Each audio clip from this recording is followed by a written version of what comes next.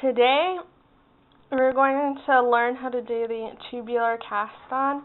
This is also known as the Italian cast-on, but I prefer to call it tubular. And we're also going to learn how to do the tubular bind-off as well. So we start with a slip knot on a needle 2 sizes smaller than your project. Right now this is on a size 6. So you have your yarn tail and the yarn attached to the ball, and you rotate the needle towards the back a full 360 degrees, and then you wrap the yarn from the ball onto the needle, and then you rotate in the opposite direction a full 360 degrees, and then you wrap the yarn tail onto the needle, and then you repeat from backwards and then forwards in that same motion. Again, towards the back and then towards the front. And you can see that this cast-on is ideal for knit one, purl one ribbing because it mimics the purl stitches and the knit stitches. So we'll just cast on 10.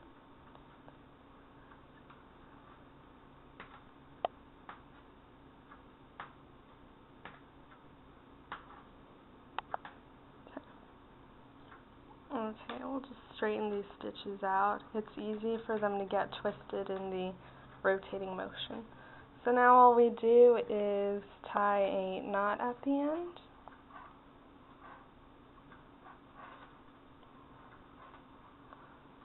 And then with our size 8 needle, we'll begin knitting. Alright, one thing to remember with this cast-on is to have your yarn tail about 4 times longer than the width.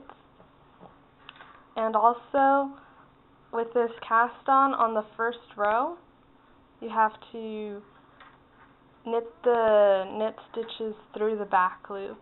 And here we can see that the red yarn on this side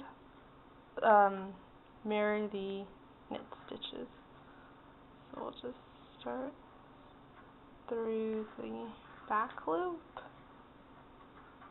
and then we are going to purl the purl stitches normally. Going to knit through the back loop and purl.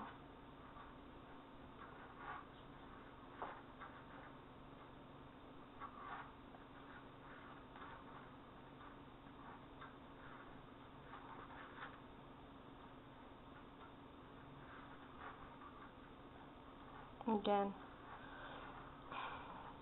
knit through the back loop only on the first row, and then going to purl.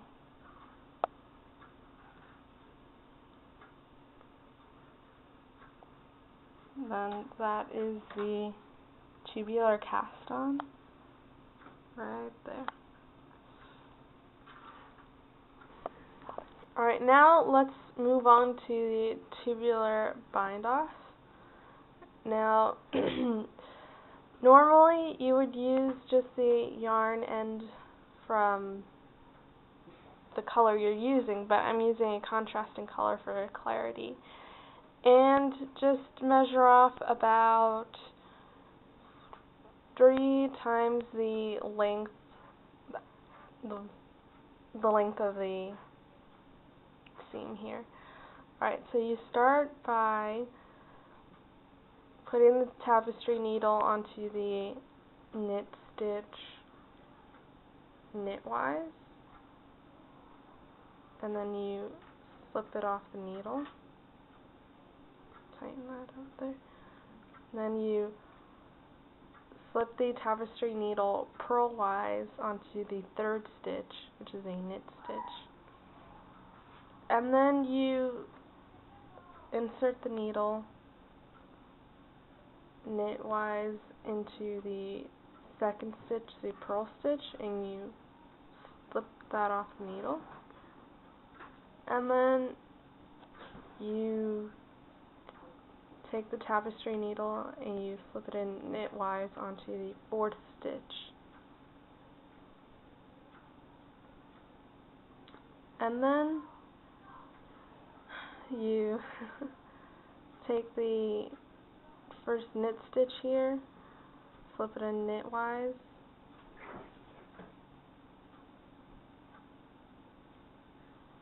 and then you slip it off the needle.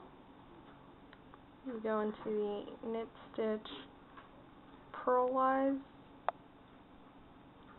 and then purlwise onto the purl stitch. You slip that off the needle and into the next purl stitch knitwise. And then you just repeat those 4 steps.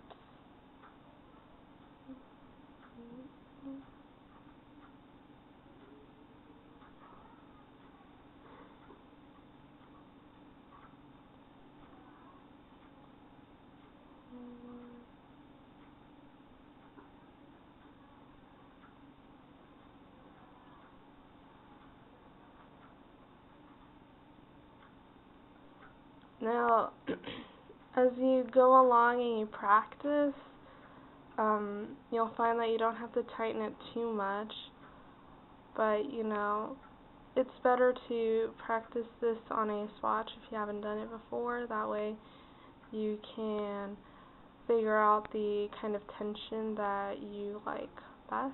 So I'm just going to tighten this up here before I finish.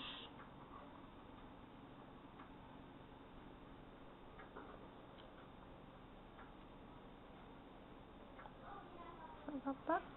Okay. And so again, the whole sequence is to go into the knit stitch knitwise, slip it off, go into the next knit stitch purlwise, and then again for the purl stitch, and then you slip that off the needle, and then go into the knit stitch, the purl stitch, knitwise, and then again slip the knit stitch off the needle, and then you pull into the purl stitch, and you take that off the needle. And you can see that this bind off, I tightened it a little too much here, does mimic the look of the knit one, purl one ribbing. And then here is a swatch. Here you can see it's the tubular cast on, and then here's the tubular bind off. And it's all just a continuous ribbing. And that's the lesson for today. Thanks for watching.